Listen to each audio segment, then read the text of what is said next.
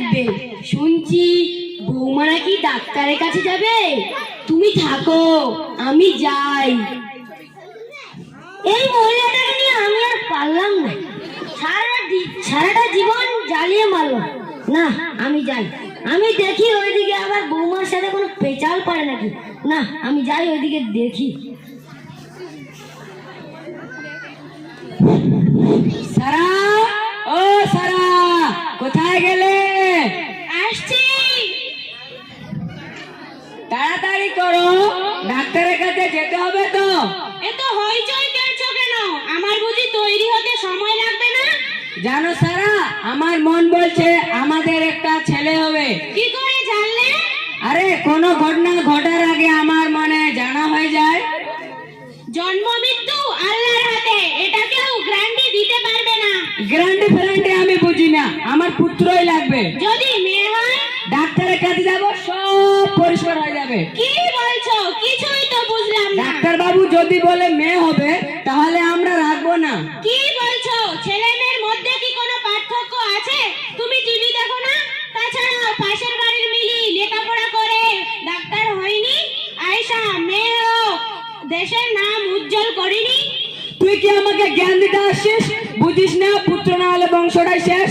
পুত্র পুত্র পুত্র, মায়ের চাই নাতি, বাবার চাই পুত্র। আচ্ছা, তুমিও তো একটা ছেলে, তুমি তোমার মা বাবার জন্য কি করেছো? বাবা বুড়ো মানুষ, এখনো কর্ম করে খাওয়ায়, তোমার লজ্জা লাগে না? কি বললি তুই?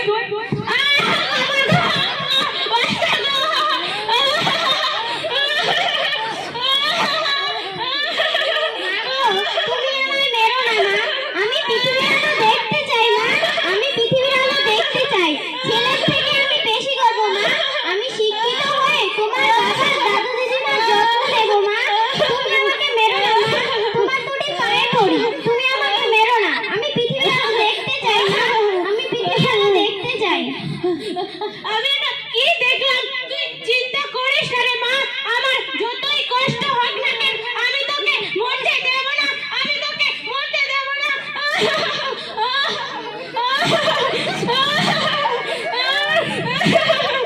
কি হলো মা?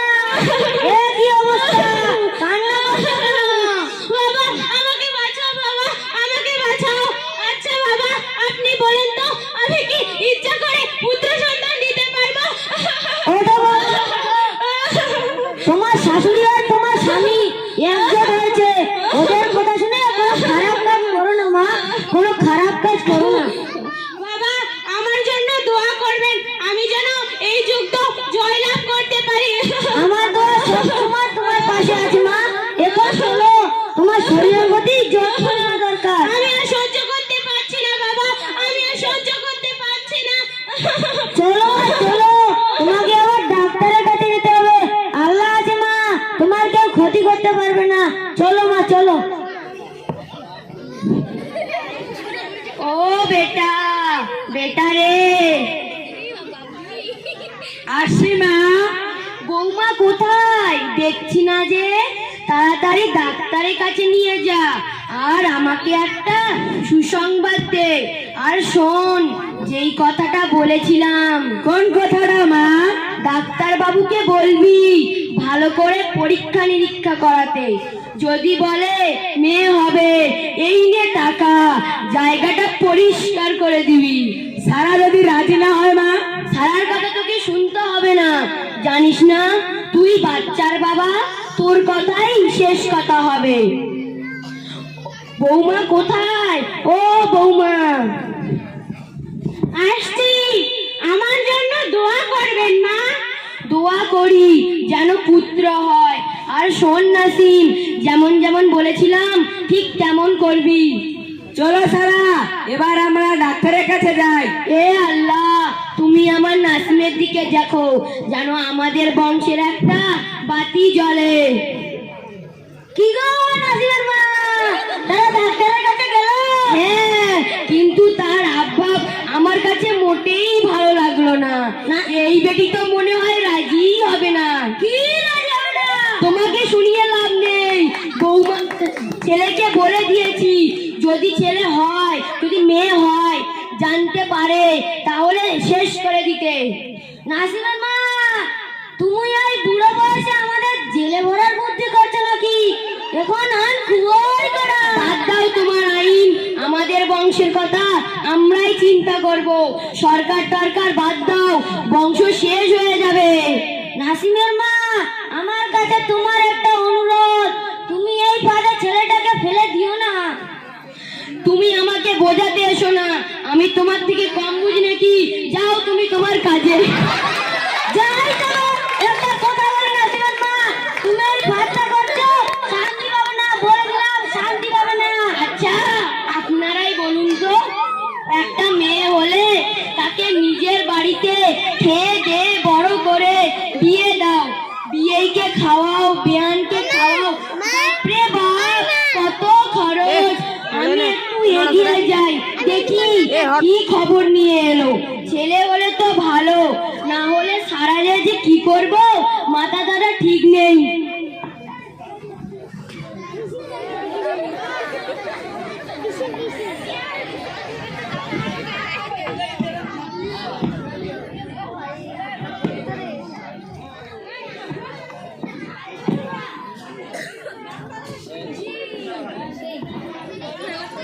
এ কে পিছন দিয়ে মনে করে বলছি না, নড়ে না আর কথা কবেন না, নাহলে ধরবে কিনা।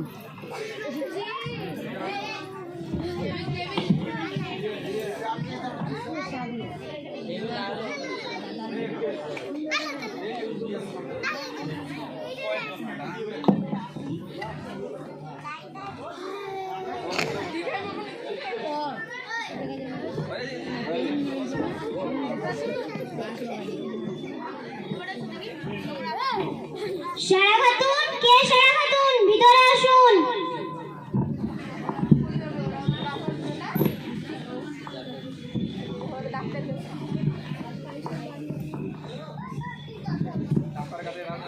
নাম কি?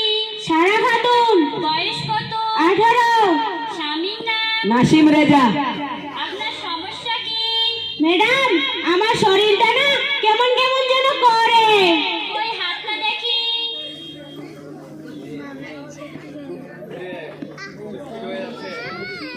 চোখটা দেখি।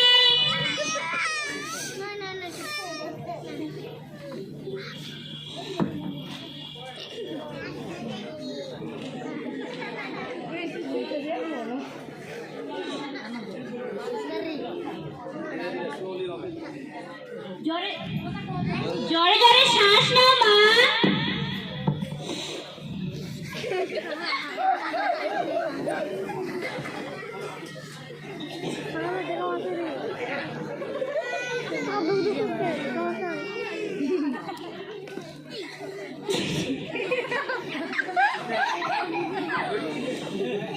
একটা সুখবর আছে।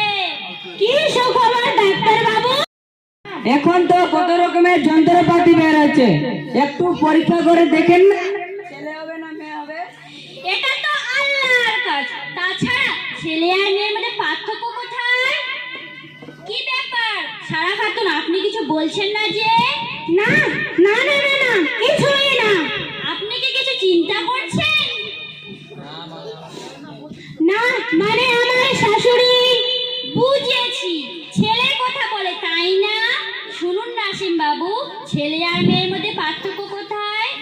তাছাড়া আমারও একটা মেয়ে আছে, সে আজ পড়াশোনা করে আমার মতো বড় ডাক্তার হয়েছে। তাহলে বলুন ছেলে আর মেয়ের মধ্যে পার্থক্য কোথায়? তবুও ম্যাডাম একটু পরীক্ষা করে দেখেন না, দেখেন যদি মেয়ে হয় শেষ করার জন্য আমি আপনাকে অনেক অনেক টাকা দেব। কি কি বলছেন আপনি? আপনি জানেন না ভ্রূণ হত্যা আইনত দণ্ডনীয় অপরাধ? তাছাড়া আপনি আমাদের জেলে পাঠাতে চান নাকি? আপনি যাবেন নাকি আমি পুলিশ ডাকবো? চল চল বলছি, আমি বুঝেছি এর কাছ থেকে কোনো লাভ নাই, কোনো লাভ নাই। এখান থেকে যান। দেখলেন তো যে যে সন্তান এখন পৃথিবীর আলো দেখলো না, তাকে মারার জন্য এরা টাকা দিতে প্রস্তুত। এরা মহাপাপী, এদের মতো লোকেদের জেলে ভরা উচিত। তাছাড়া আজকাল মেয়েরা কি না করে, গান বাজনা, খেলাধুলা, লেখাপড়া সব থেকে ছেলেদের চেয়ে মেয়েরা এগিয়ে। তাহলে বলুন ছেলে আর মেয়ের মধ্যে পার্থক্য কোথায়? বুঝলেন? আপনারা এই ভুল কাজ কেউ করবেন না।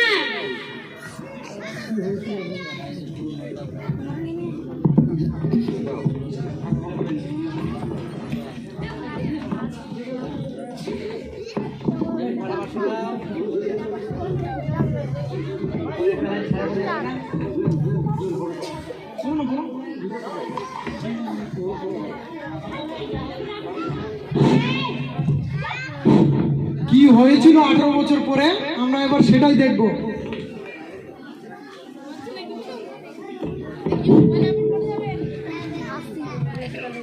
এবার দশম শ্রেণীর চূড়ান্ত রেজাল্ট বেরিয়েছে। আমাদের স্কুল থেকে 100 জন ছাত্রছাত্রী পরীক্ষা দিয়েছিল। তার মধ্যে সবাইকে পেছনে ফেলে এই স্কুলের রিয়া খাতুন প্রথম স্থান অধিকার করেছে। আমি রিয়া খাতুনকে মঞ্চে আসার জন্য আহ্বান করছি এবং পাশাপাশি এই স্কুলের প্রধান শিক্ষক মহাশয়কে মঞ্চে এসে রিয়া খাতুনকে গোল্ড মেডেল দিয়ে সম্মানিত করার জন্য অনুরোধ করছি। আমি রিয়া খাতুন এবং প্রধান শিক্ষক মহাশয়কে মঞ্চে আসার জন্য অনুরোধ করছি।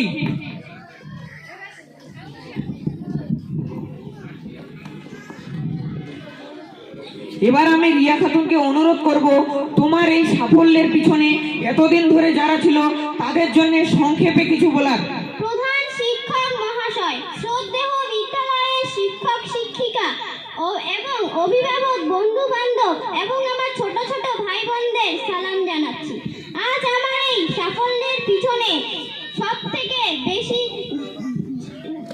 বিদ্যালয়ের শিক্ষক শিক্ষিকার অবদান উল্লেখযোগ্য, কিন্তু এর পিছনে সব থেকে বেশি অবদান যার, তিনি আর কেউ নন, আমার মা। আমি অনুরোধ করব আমার মাকে মঞ্চে ডাকার জন্য। আমি রিয়া খাতুনের মা সারা খাতুনকে মঞ্চে আসার জন্য অনুরোধ করছি।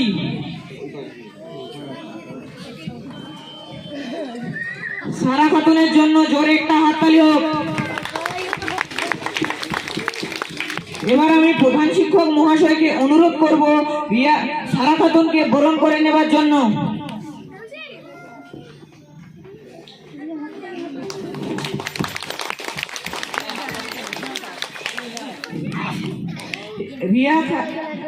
রিয়া খাতুনকে যেন তার মায়ের হাত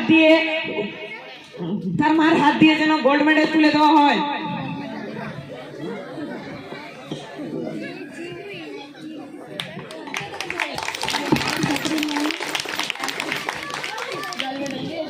এবার আমি প্রধান শিক্ষক মহাশয়কে অনুরোধ করব কিছু বক্তব্য রাখার জন্য। এখানে আগত অভিভাবক অভিভাবিকা, শিক্ষক শিক্ষিকা এবং ছাত্রছাত্রীরা, আপনারা সকলে জানেন আজ দশম শ্রেণীর চূড়ান্ত পরীক্ষার ফল বেরিয়েছে। তাতেই আমাদের ইউনিক ব্রাইট একাডেমির একজন ছাত্রী রিয়া খাতুন, সে শুধুমাত্র আমাদের এই বিদ্যালয়ের নাম উজ্জ্বল করেনি, সমস্ত জেলার নাম উজ্জ্বল করেছে এবং সমস্ত ছেলেদেরকে পিছনে ফেলে সে প্রথম হয়েছে। আপনারা জানেন একটি পরিবারে যখন একটা কন্যা সন্তানের জন্ম হয় তখন তার মা বাবা, দাদু দিদা, ঠাকুরদা ঠাকুমা সকলের মন খারাপ হয়ে যায়। কিন্তু একটি মেয়েকে যদি উপযুক্তভাবে যত্ন নেওয়া হয় তাহলে সে একদিন অনেক বড় হয়ে উঠতে পারে এবং সকলের নাম উজ্জ্বল করতে পারবে। তার জ্বলন্ত প্রমাণ দিয়েছেন আমাদের মাননীয়া সারা খাতুন এই রিয়ার মধ্য দিয়ে। আমি আশা করব এদেশের প্রতিটি ঘরে ঘরে যেন সারা খাতুনের মতো মা জন্ম নেয় এবং আমার বিশ্বাস রিয়া একদিন দেশে নাম উজ্জ্বল করবে। তাই সবশেষে আমি একটাই কথা বলবো, আমাদের এই ইউনিক ব্রাইট একাডেমি শুধু একটা নামেই নয়, এখানে আপনাদের ছেলে মেয়েদের উজ্জ্বল ভবিষ্যৎ গড়ে তোলা হয়। তাই আপনারা এখানে আপনার ছেলে মেয়েদের ভর্তি করান আর আপনার ছেলে মেয়েদের ভবিষ্যৎ গড়ে তুলুন। সকলকে ধন্যবাদ। আজকের এই গোল্ড মেডেল অনুষ্ঠান এখানেই শেষ করা হলো।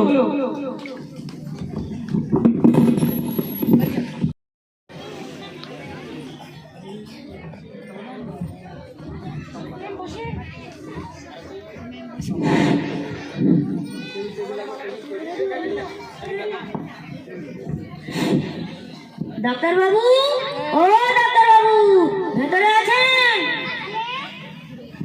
ভেতরে আসুন। কে? ভেতরে আসুন।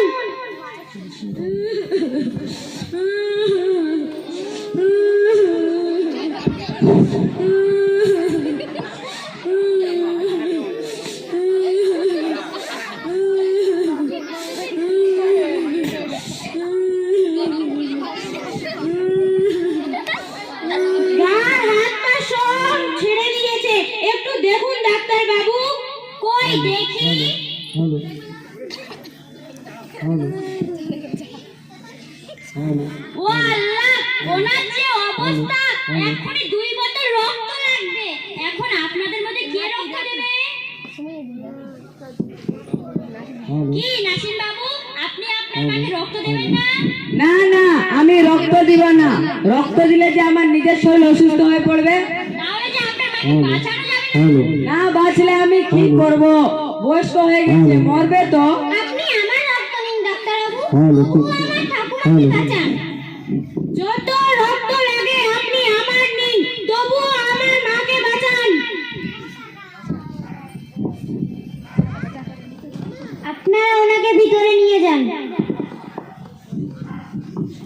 সারা খাতুন, আপনি আমার সাথে ভিতরে আসুন।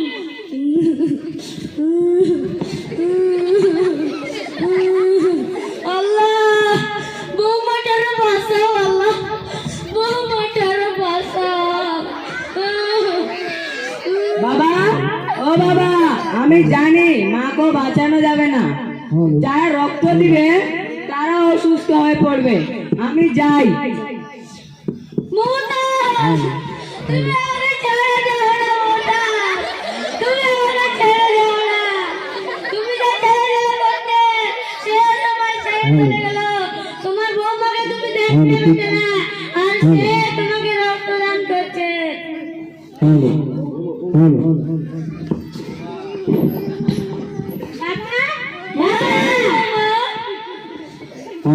দাদু, দিদিভাই, রক্ত দিলি তো? হ্যাঁ দাদু, আর কিছুক্ষণের মধ্যেই দিদিমার জ্ঞান ফিরে আসবে। আমার মাফ করে দাও বৌমা, আমার মাফ করে দাও। তোমার শাশুড়ির ভয়ে আমি তোমার পক্ষে কোনোদিন কথা বলতে পারিনি বৌমা, আমার মাফ করে দাও বৌমা। আপনার কোনো দোষ না বাবা, সব দোষ আমার কপালে। মা হয়তো আমাকে বুঝতে পারেনি, তাই। আমার মাফ করে দাও বৌমা, আমার মাফ করে দাও। তুমি দোয়া করো দাদু, আমি যেন ছেলের দায়িত্ব পালন করতে পারি। আমার তো সবসময় আছে তোর কাছে দিদিভাই, তুই একদিন অনেক বড় হবি। আমি আল্লাহর কাছে দোয়া করবো, তুই অনেক বড় হবি দিদিভাই, অনেক বড় হবি।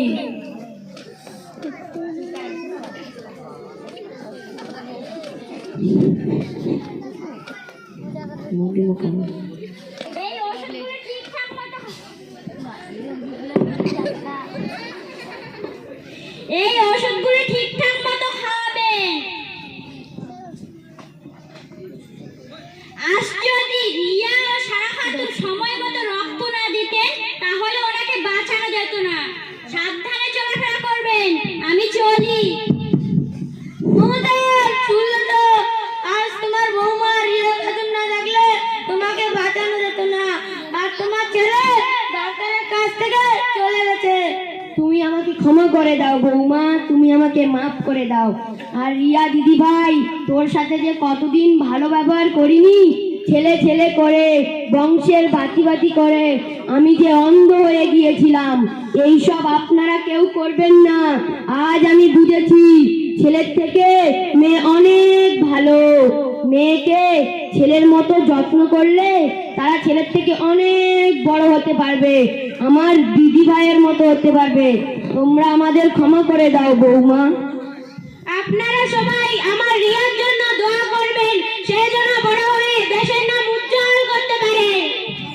আমাদের দোয়া সবসময় তোমার পাশে আছে ভাই, অনেক বড় হবে। ধন্যবাদ।